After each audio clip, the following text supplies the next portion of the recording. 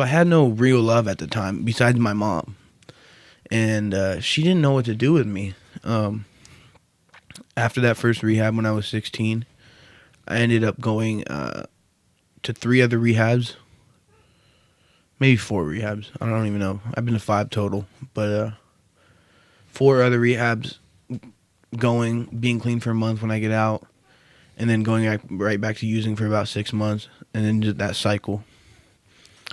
And it was just it was insanity. I didn't know what to do. I really didn't. I knew there was 12-step meetings. I knew there was IOP. There's outpatient. There's inpatient. You know, there's tools, but I didn't know how to use them and to put them to work. And when I would, in the beginning, you know, I still wanted to get high. The drugs still controlled me. I would go to outpatient after I was in rehab, and I would go to these meetings, and I would do it all, but I would either be high at the meetings, or I'd be waiting to get out of the meetings to go get high. And during that time, I would make up these lies saying, "Oh, I'm gonna get on the BART station, Mom. I need $20 for BART and for food. I'm gonna go across the bay to San Bruno and hang out with my buddy Rob, or whatever." You know what I mean? And then I would just say I'm coming back at like 10 or 11 at night or 12, and I would go. I wouldn't even go there. I would go straight to San Francisco Civic Center, and I would cop, and I wouldn't go home. I couldn't go home.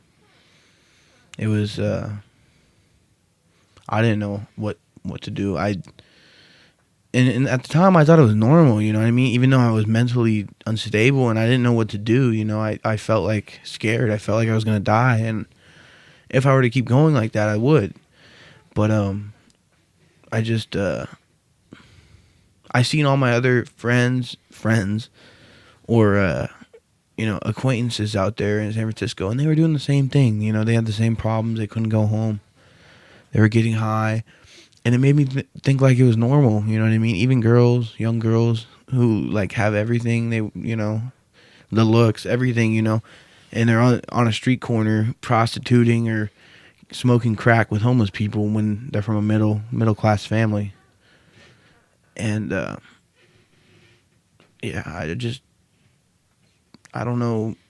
From there, I got on Suboxone. I would do that same repetitive thing over and over again. And I finally got to, I got kicked out of 4 rehabs. And I kind of gave up.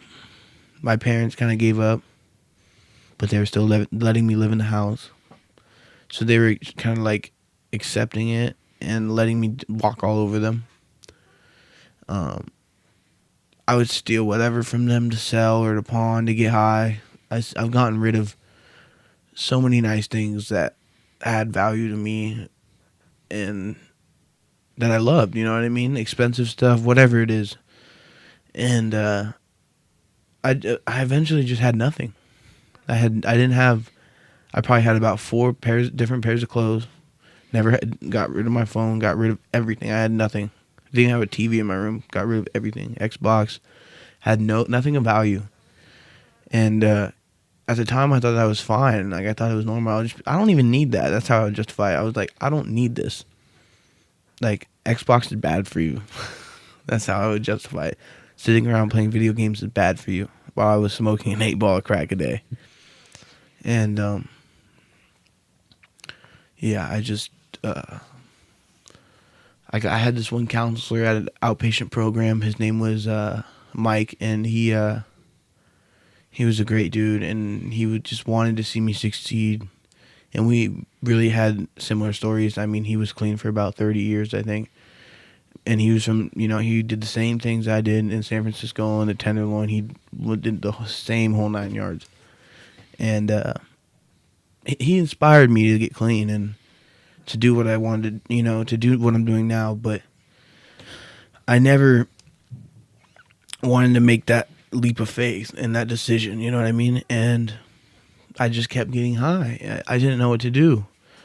And I just finally told my mom, I need to go to rehab. I need to try it one more time. and I went to the camp one more time, and this time it felt different. You know what I mean? I wanted to genuinely be sober. Like, I started feeling how it feels to be happy again, and to be successful, and to work a job, and to make my own money, and to not steal for a living, and to have friends again, and have love, the people that love me, want to be around me. And I'm now cherishing that, and it's just amazing. I didn't think I would ever get to that point again, and I did. And yeah, I went to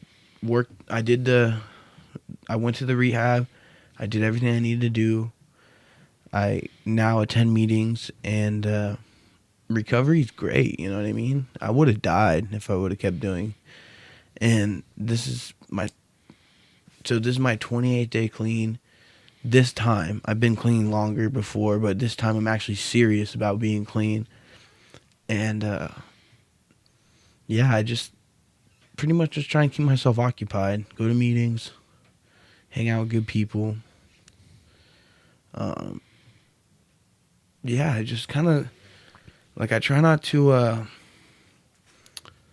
do anything that seems foreign to me, in a way that, I mean, it wasn't foreign when I was using, but, like, I'm trying to not do old behaviors, you know what I mean? And so I live in this SLE now, and I just hang out with good people, and I go to meetings, and I do everything that happiness is for an addict, you know what I mean? A recovering addict.